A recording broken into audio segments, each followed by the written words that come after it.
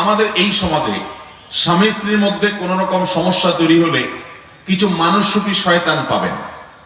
এরা আপনাকে উস্কে দিবে, বলবে যে আরে মাথা খারাপ, এর সাথে ঘর করা যায়? আছে না নাই?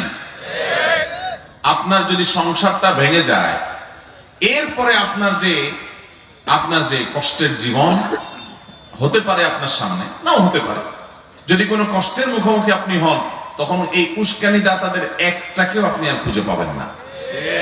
এগুলো একটাকেও পাবেন না। এরা মেয়েদেরকে উস্কে দিবে যে স্বামীর কথা মানবো না, বদ্ধ করে থাকবো না, দেখবো এবার জগৎটাকে এটা করবো সেটা করবো বলে টুলে ফুসলে ফাসলে বাইর করে।